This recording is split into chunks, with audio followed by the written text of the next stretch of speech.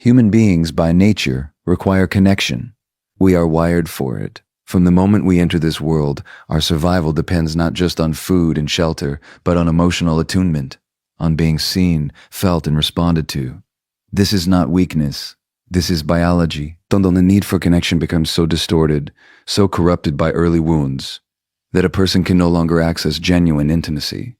Capacity for real human connection gets replaced by something far more transactional, far more predatory. What you get is a person who doesn't seek love. They seek supply. Narcissistic supply is a term first introduced by the Austrian psychoanalyst Otto Fenichel, and later expanded by object relations theorists to describe the emotional sustenance a narcissist extracts from others. I want you to really sit with that word, extract, because that's exactly what it is. It is not a mutual exchange. It is not a relationship in any meaningful sense of the word. It is a one-directional harvesting of your emotional energy, your attention, your validation, and yes, even your pain. Here's what most people don't realize. For a narcissist, your suffering is just as nourishing as your admiration. Your tears and your applause serve the same function. Your anger and your adoration feed the same hunger. What they cannot survive, what genuinely destabilizes them at a psychological level, is your indifference. The absence of a reaction, the silence where there used to be chaos. And why is that? Because at the core of narcissistic personality structure, beneath the arrogance, beneath the manipulation, beneath the carefully constructed image of superiority, there is a profound emptiness, a self that was never properly formed. Clinicians often describe it as a kind of internal void, a fragmented sense of identity that requires constant external reinforcement just to feel real, just to feel stable. The narcissist does not have a solid inner world to retreat to. They have only the mirror you hold up for them. This is not an excuse. I want to be very clear about that. Time the psychology of why someone causes harm does not obligate you to continue absorbing that harm. But it does give you something extraordinarily powerful. It gives you clarity. Clarity, for a survivor of narcissistic abuse, is one of the most radical acts of healing available to you. Times at first, when you begin to see the narcissist's behavior not as evidence of your inadequacy, but as a symptom of their dysfunction, when you stop taking the bait personally and start seeing the mechanism behind it, something shifts. Different dynamic, and start becoming an observer of it. And that shift in perspective is where your freedom begins. You are never the problem, you are the resource. But the moment you understand the difference between those two things, you understand exactly what kind of power you hold. Because here's the truth that we will keep returning to throughout everything I share with you today. A narcissist can handle your hatred. They can handle your love. They can handle your confusion, your pleading, your outrage. What they cannot handle, what they have absolutely no defense against, is being treated as though they simply do not matter. Indifference is not cruelty. It is clarity. There is enough. First, there is nothing more terrifying than a person who finally sees them clearly and simply walks away. So now that we understand what the narcissist is actually feeding on, the next question becomes, what do you do with that knowledge? Teng Tao Pukyu, apply it in a way that genuinely protects you and genuinely disrupts their control. And this is where I want to introduce you to a concept that sounds simple on the surface, but is one of the most psychologically sophisticated moves a human being can make. You treat them like they're dead. Now I need you to stay with me here, because I know that phrase lands with a certain weight. It might even make some of you uncomfortable. We are conditioned, deeply conditioned, to believe that indifference is cold, that it is unkind, that a good person responds, engages, explains, and tries to resolve. We are taught from childhood that silence is aggression, that walking away is cowardice, that the mature thing to do is always to communicate. And in healthy relationships with emotionally available people, that is absolutely true. But you are not dealing with a healthy relationship. You never were. The rules of engagement that apply to mutual reciprocal human connection do not apply here. Painful lessons a narcissistic abuse survivor has to learn is that the very tools you were using to try to fix the relationship were the tools being used against you. And as you initiated to seek clarity, gave them more information to manipulate you with. Every emotional reaction you displayed told them exactly which buttons to press next, to reason, to appeal to their empathy, to make them understand your pain. All of it was supply. All of it kept you locked inside the dynamic. So what does it mean to treat someone like they're dead?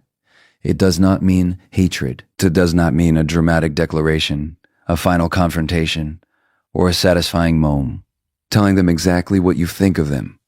In fact, if you're waiting for that moment, if you're still hoping that the right words will finally make them get it, I want to gently, but honestly tell you, that moment will never come because you lack eloquence, but because they lack the internal architecture required to receive it. To treat someone like they're dead is to make a quiet, internal decision that this person no longer occupies emotional real estate in your life. It is the deliberate withdrawal of your energy, your attention, and your reactivity from someone who has demonstrated, repeatedly, that they will only use those things against you. It is not performed for their benefit. It is not a strategy designed to punish them or provoke a reaction. It is something you do entirely, completely, for yourself. Think about how you relate to someone who has genuinely passed away. You don't argue with them in your head, hoping they'll change. You don't rehearse conversations, waiting for them to finally understand you. You don't monitor their behavior, brace for their moods, or reshape yourself to manage their emotions. They are gone, and in their absence you begin, slowly, sometimes painfully, to return to yourself.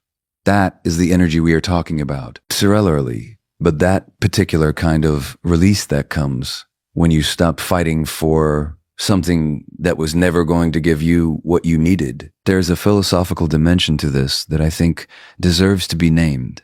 The ancient Stoics spoke at length about the discipline of not giving power to that which does not deserve it. Marcus Aurelius wrote that you have power over your mind, not outside events, and that realizing this is the foundation of freedom. To treat a narcissist as though they are dead is to practice exactly that. Imports it as to say, your chaos is real, but it is no longer mine.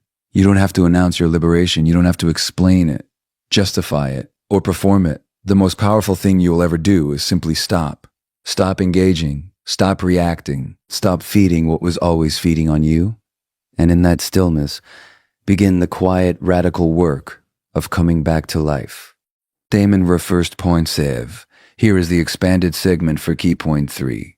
We've established what narcissistic supply is, and we've established what it looks like to withdraw it.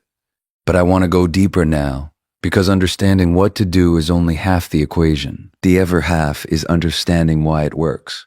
Why does your silence, your indifference, your emotional withdrawal so completely destabilize someone who presented themselves as untouchable? Why does a person who spent years making you feel small suddenly unravel the moment you stop responding?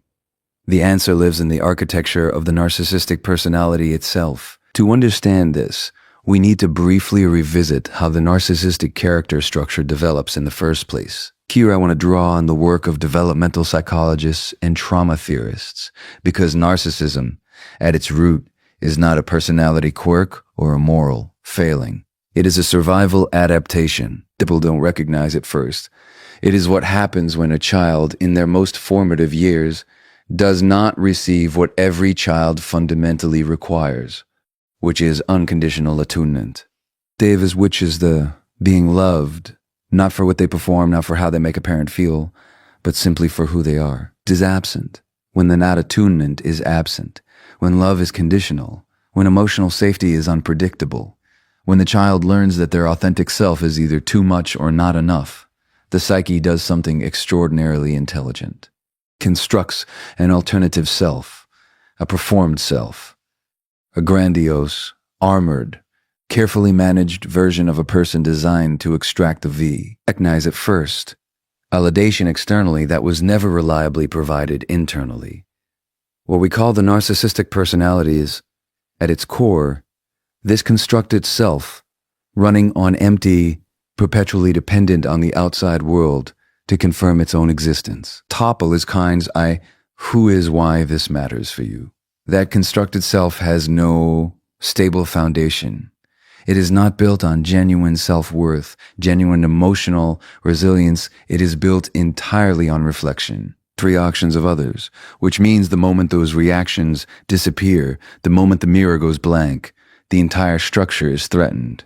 Psychoanalysts refer to this as a narcissistic injury. And the response to narcissistic injury, what clinicians call narcissistic rage, is not the anger of someone who is powerful, of someone whose psychological survival feels at stake. When you stop engaging, you are not simply inconveniencing a narcissist or at the level of their deepest psychological architecture, triggering an existential threat response. The rage, the escalation, the smear campaigns, the sudden reappearances, all of it is fear wearing the costume of control. This is where I want to be very precise, because this understanding is protective. When a narcissist escalates after you go silent, and many of them will, the untrained instinct is to interpret that escalation as evidence that you've done something wrong, that you've provoked them. If you just explained yourself one more time, responded one more time, the situation would de-escalate. But what you are actually witnessing in those moments is not power. It is withdrawal. You are watching someone go through the psychological equivalent of withdrawal from a substance they are addicted to, and that substance is you. Their playbook, the manipulation, the guilt-tripping, the charm, the threats, was never designed for someone who doesn't respond. It was designed for someone who is still emotionally present in the dynamic. The moment you exit that dynamic completely, you don't just remove yourself from their game. You render the entire game unplayable. There is no move available to someone whose opponent has simply left the board. When you truly stop engaging, you don't just disrupt a narcissist's control.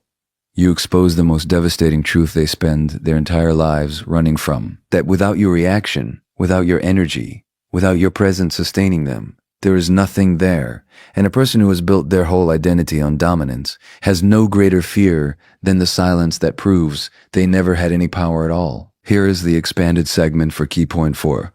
So we've arrived at a question that I know many of you are sitting with, particularly those of you who cannot simply walk away. People don't recognize it first because the reality of narcissistic abuse is that it doesn't always exist in a context where complete removal is immediately possible. There are co-parenting arrangements. There are shared workplaces. There are family systems where the narcissist sits at the center of every gathering, every holiday, every obligatory event. For those of you navigating those circumstances, the instruction to go no contact, as valid and as healing as it is, can feel not just impractical, but almost cruel in its simplicity. So what do you do when complete silence isn't an option? How do you protect your energy, your identity, and your psychological integrity when forced contact is simply a reality of your life? This is where the gray rock method becomes not just useful, but genuinely transformative. Time is elegant in its simplicity, and I want you to picture it literally for a moment. Think of a gray rock, not a striking gemstone, not a jagged, dramatic cliff face, just a Tation my Verstead, an ordinary, unremarkable, completely uninteresting gray rock sitting on the ground. You walk past it without a second glance. There is nothing about it that invites your curiosity, provokes your emotions, or demands your attention. It simply exists, neutral, flat, and utterly devoid of anything worth engaging with. That is what you become.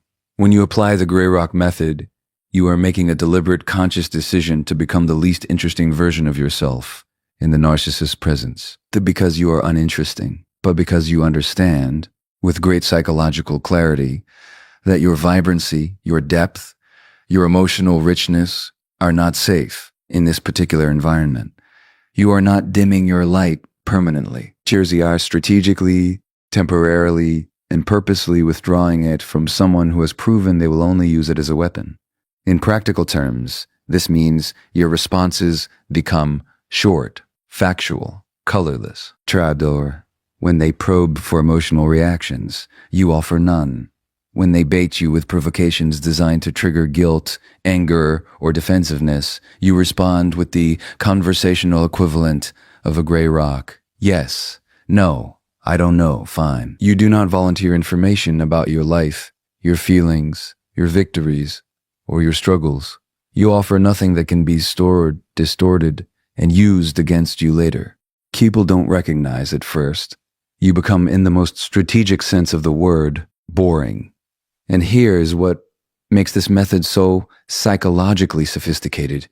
It is not suppression. Dofers. It is not the unhealthy swallowing of emotions that so many survivors have already spent years doing in the relationship. It is something fundamentally different. Suppression happens when you feel deeply and force yourself not to show it out of fear. The Grey Rock method, practiced correctly, comes from a place of detachment, from having done enough internal work that you genuinely no longer feel compelled to perform for this person. The goal is not to hide your emotions from the narcissist. The goal is to reach a place where this person no longer has the access required to generate those emotions in you. There is a meaningful distinction between those two things, and it matters enormously for your healing. One keeps you trapped inside the dynamic, white-knuckling your way through interactions. The other represents a genuine internal shift, a quiet but profound withdrawal of the narcissist's casting power in the story of your life. Clinicians who work with survivors of narcissistic abuse often observe that the Grey Rock method, when practiced with genuine internal detachment rather than performative flatness, produces something unexpected in the survivor. Times, but confidence, because every interaction you navigate without being destabilized is evidence, gathered in real time, that their hold on you is loosening, that you are capable of being in their presence without losing yourself, that you have, in the most literal sense, begun to outgrow them. Their courage is not a performance of strength. It is the quiet evidence of it. And every time you walk away from an encounter having given them nothing to work with, you are not just protecting yourself. At first, you are proving, one interaction at a time, that you are no longer available to be consumed. Here is the expanded segment for key point 5.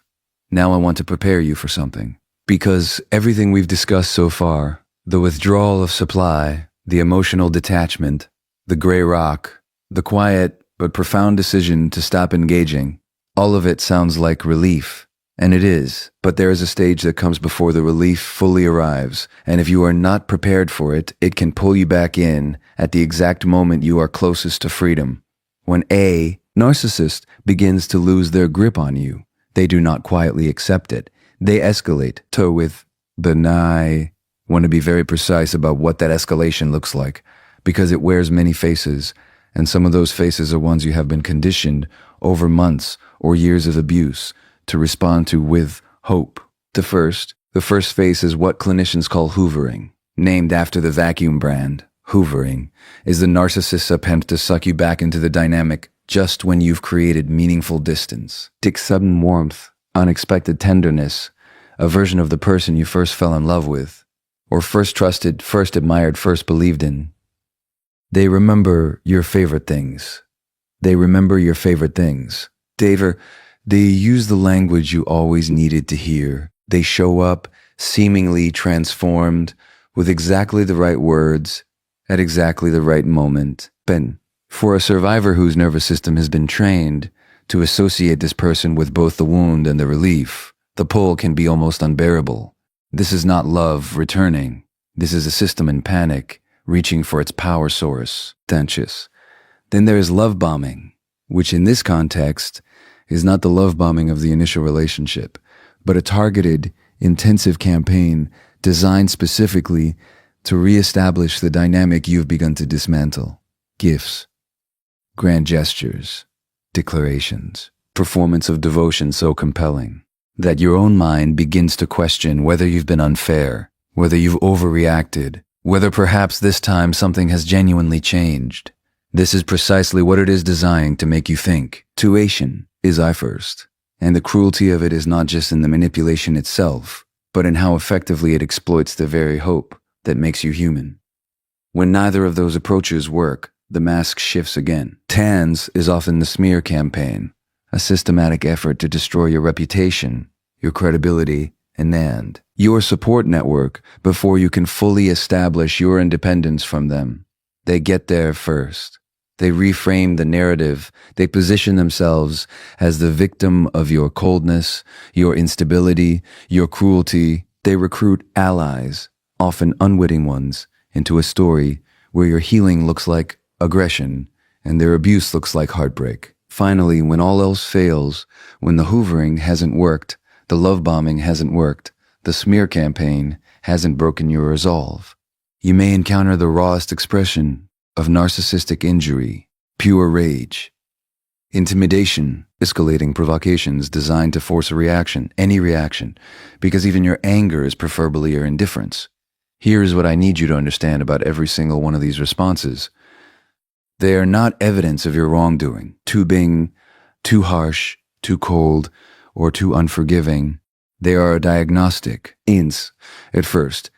Each escalation is clinical confirmation that what you are doing is working. A person who had genuinely moved on, a person who truly didn't need you, would not pursue you through every available channel the moment you stopped responding. Intensity of their reaction is the most honest thing they will ever show you, because it reveals, with devastating clarity, exactly how much of their stability was built on your compliance.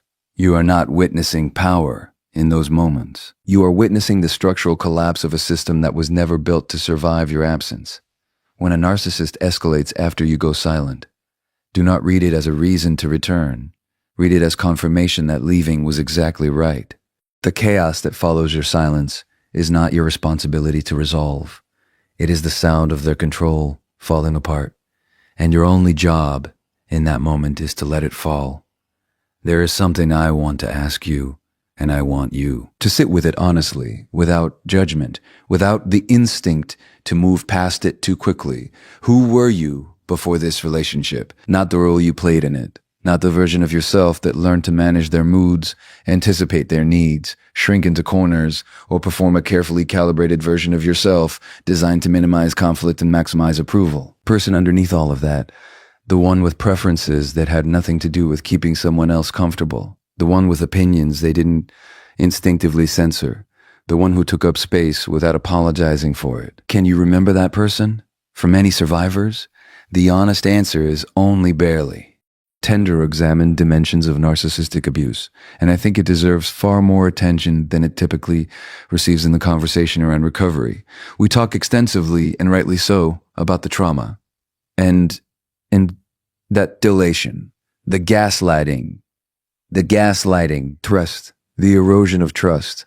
But what we don't talk about enough is the specific systematic way in which prolonged narcissistic abuse dismantles a person's sense of self, not through a single dramatic act, but through 1,000 small ones. Comment here, a dismissal there, a raised eyebrow at your excitement, a subtle reframing of your reality until you no longer trust your own perceptions. Telepal process, a slow, almost imperceptible process of replacement, where your authentic identity is gradually substituted with a version of yourself built entirely around their needs, their narrative, and their comfort.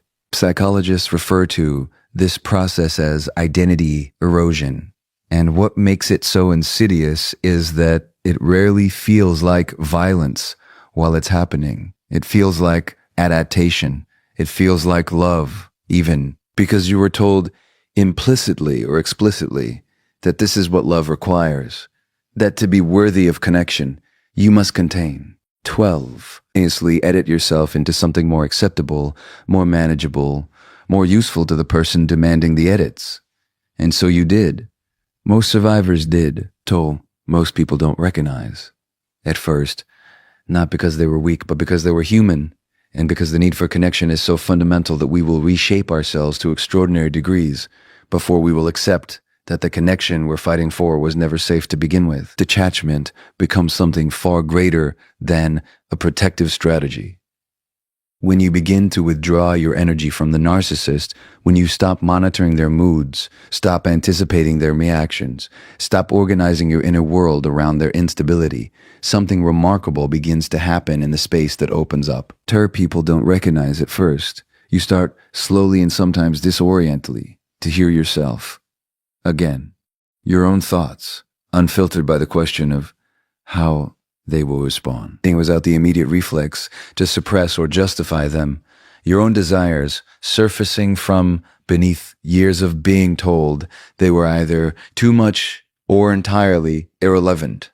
This is not a small thing. This is, in the most literal psychological sense, the beginning of the reconstitution of a self, and it does not happen through grand gestures or dramatic reinvention.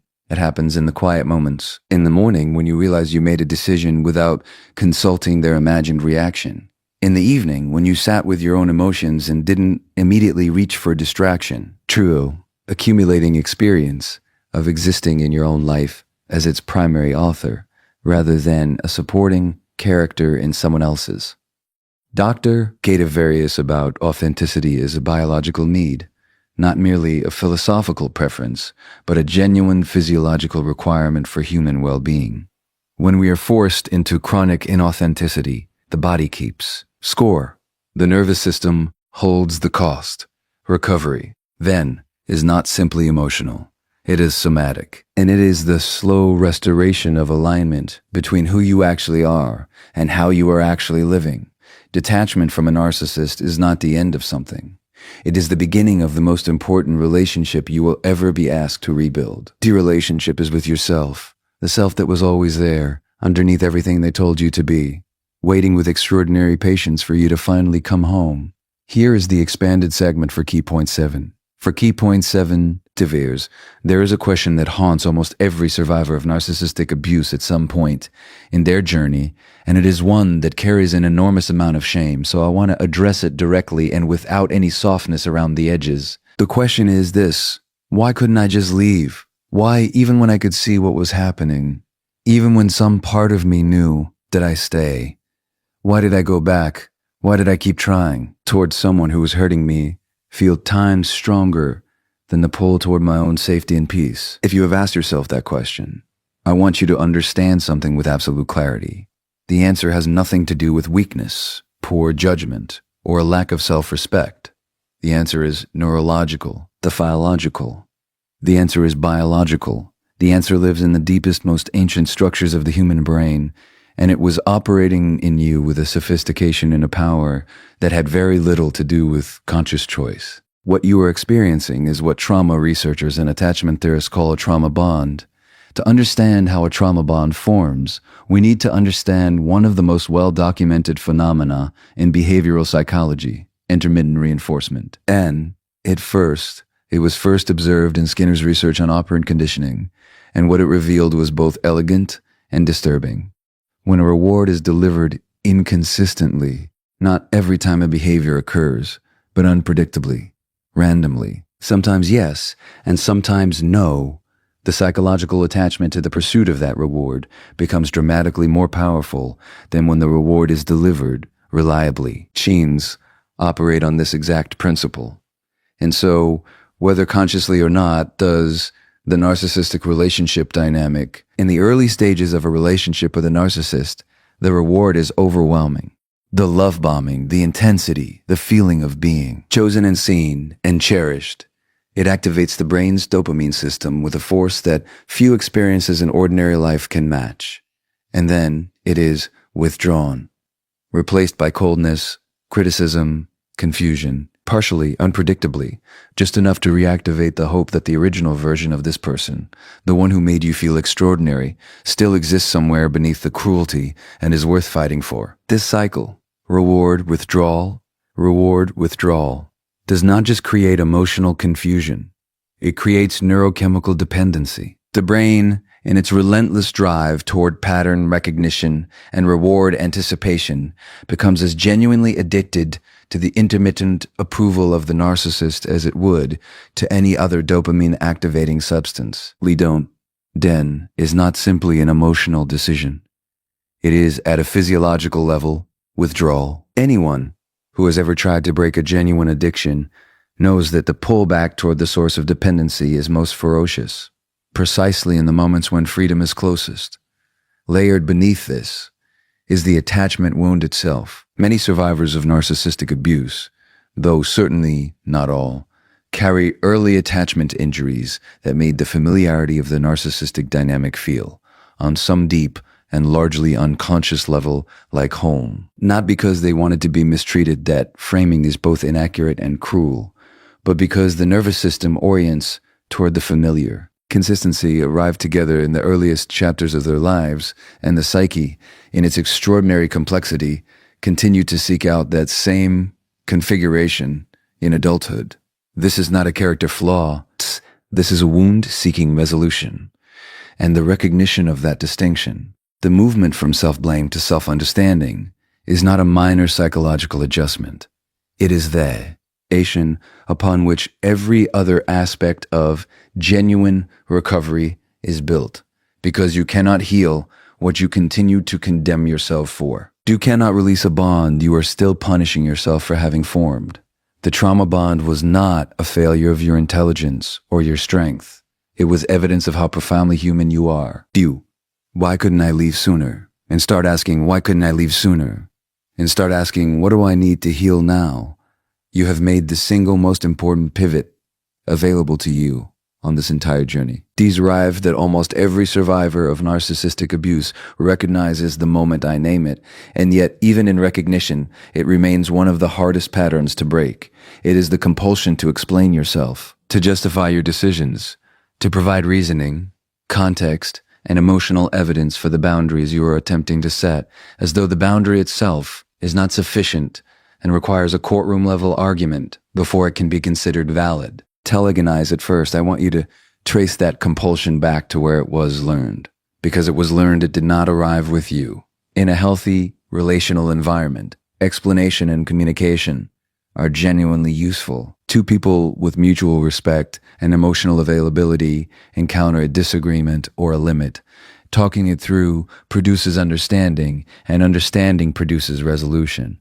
Explanation serves a real function in those dynamics. But what happens when you bring that same tool into a relationship with someone who has no intention of understanding you, someone whose primary interest in your explanation is not comprehension, but ammunition? What happens is that every reason you give becomes a gap they can argue through. Every emotion you disclose becomes a vulnerability they can exploit.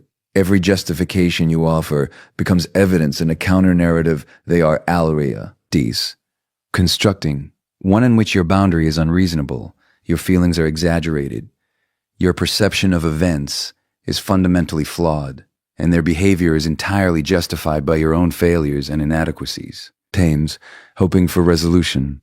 They came to the conversation hoping for resolution.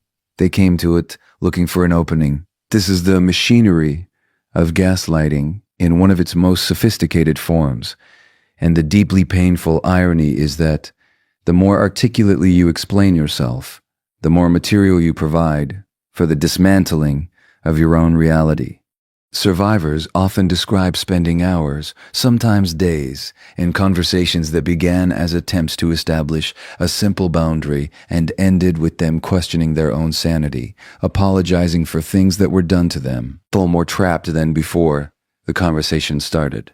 So let me offer you something that may initially feel counterintuitive, but which carries an enormous amount of psychological liberation within it. You do not owe anyone an explanation for protecting yourself. And most people don't recognize, at first, a boundary is not a proposal. It is not a discussion point. Without an opening position in a negotiation. It is a statement of what you will and will not participate in. And its validity does not depend on the other person's agreement, understanding, or approval. This is a radical concept for many survivors, because the entire relational architecture of narcissistic abuse is built on the premise that your needs, your limits, and your reality require external validation before they count. Tactically, and often ruthlessly, to believe that your boundaries were only legitimate if they could withstand cross-examination, that your feelings were only real if they could be proven, that your perception of events was only trustworthy if it aligned with theirs.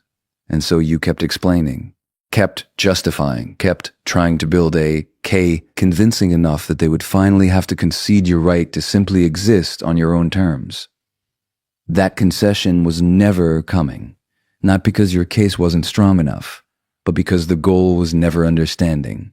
The goal was engagement. Explanations, however reasonable, however eloquent, however emotionally honest, were the most reliable form of engagement available to them.